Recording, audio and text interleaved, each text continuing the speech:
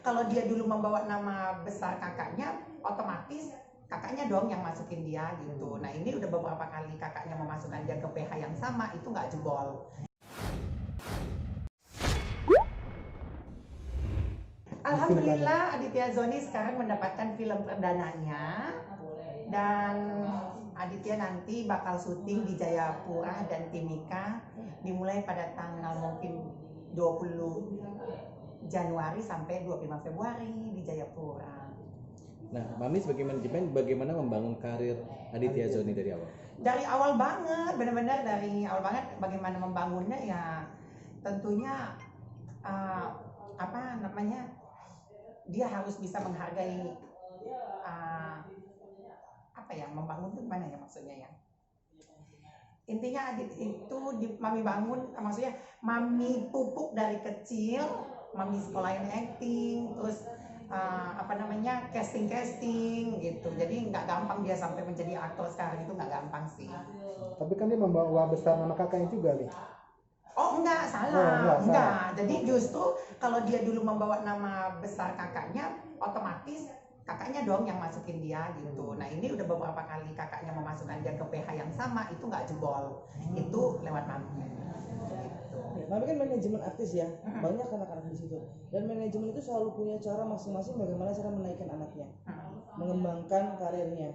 Nah, buat Mami seorang Mami Isa Zega yang punya banyak talent,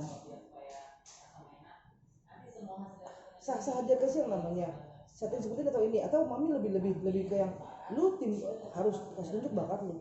Aku sih merangkap dari manajemen artis itu dari tahun 2000 ya, jadi 20 tahun yang lalu, tapi masih agensi, belum legal ya, legalitas itu 4-5 tahun yang lalu. Nah aku kalau memupuk anak-anak itu, kalau dulu kan nggak ada sensasi-sensasi, jadi taunya ya cari casting, berusaha, mendapatkan prestasi, walaupun anaknya Mami itu masih mendapatkan hanya nominasi aja, SCTV Award atau gitu, ya udahlah, udah masuk, di situ aja udah satu kebanggaan sih.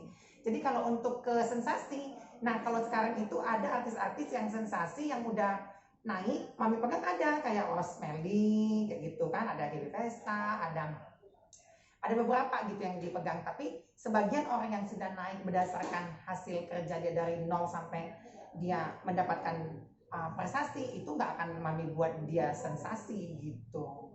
Seperti ya, contohnya itu dia si Aditya Zoni itu. Ya Aditya Zoni itu bahkan talk show Mami nggak ambil. Kenapa tuh? Nggak mau aja gitu, nggak mau ngambil beberapa talk show di televisi, mau berapapun duitnya, berapa budgetnya, itu tidak akan pernah Mami ambil gitu. Itu bagian dari strategi? Itu bukan bagian dari strategi, image-nya Adit ini yang intinya lu cari duit dengan karyanya dia gitu, bukan karya sih, itu sama kerjaan sih, kerjaannya yang lurus aja sudah gitu. Sorry, seberapa sulit dan seberapa lama sih Mami ngebangun Aditya Zoni ini sampai sekarang akhirnya jadi besar? Sebenarnya untuk membangun seorang anak-anak itu menjadi apa yang dia inginkan, sepertinya menjadi artis, benar-benar artis ya, itu sih yang penting dia nurut aja apa kata Mami tadi, nggak susah-susah amat, yang penting nurutnya. Yang susah itu adalah tidak nurut gitu kan. Kadang ada isi kepala kita masukin ke anak itu kan, kadang anak-anak juga punya sifat idealis kan, jadi itu agak susah memang. Tapi untungnya Adit mah enggak. Nah menurut Mami kekuatan Adit itu ada di mana? Selain ganteng ya? Dia ini kekuatannya itu di mana ya? Kekuatan dalam bentuk apa dulu nih? Maksudnya apa, dia pandai berakting? Oh iya, anak itu tipe orang yang dikasih tahu satu kali langsung tangkap gitu. Ya, smart ya? Ya, smart banget orangnya. Ini kalau saat Aditya Zoni itu pacaran, itu settingan apa benar sih saat itu nih? Oh enggak, kan Mami udah bilang kalau Adit itu sama ada beberapa anak yang lainnya itu memang tidak akan ada settingan, jadi real kehidupan.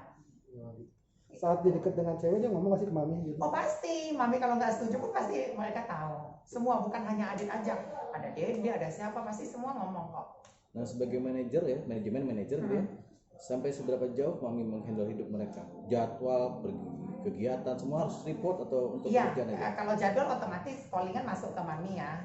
Waktu itu Mami juga kasih mereka asisten satu-satu gitu. Kenapa sih? Iya. Kalau untuk kegiatan yang sifatnya pribadi, misalnya mau nonton sama pacarnya atau mau Oh pergi sama keluarganya. enggak. Kalau sampai sejauh itu enggak. Cuman kalau mereka dapat cewek, nanti ada yang dapat cowok, pasti curhat. Mam ini anaknya gimana? Coba dilihat gitu. Sampai segitu aja sih. Tapi kalau jauh nonton mau ngapain enggak. Kenapa sih ini ibaratnya sampai mami juga yang memfilter gitu pasangan mereka, ada apa gitu? Oh ya dong, kita tahu kan dunia entertainment ini kan hiruk pikuknya bagaimana, keadaannya bagaimana. Setidaknya kan mereka masih baru.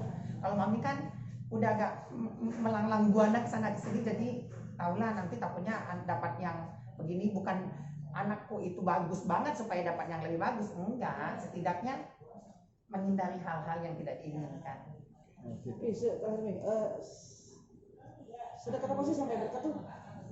Curhat, menganggap itu kakak, anggapnya. Nah, anak-anak itu seberapa dekat kok bisa menganggap, ya aku mami itu menganggap anak itu seperti anak kandung sendiri. Apalagi adik kan sudah ditinggal orang tua semenjak kecil.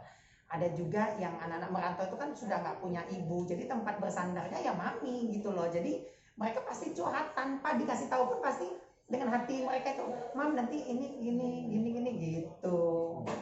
Pesan buat Adit? Pesan buat Adit, sudah 5 tahun mami pegang, mulai dari umur 16 tahun ya, 15 tahun. Semoga Aditnya masih nurut sama mami, sama seperti Adit yang dulu mami kenal. Sukses selalu, seperti itu aja sih. Yang terakhir nih, soal pacar apakah masih yang sekarang Adit apa yang dulu? Adit masih awet, Aditnya nggak playboy. Baik banget. Ada pikiran untuk nikah muda nih cerita? Hah? Ada nikah muda, ada pikiran? Jangan dulu lah, nanti aja.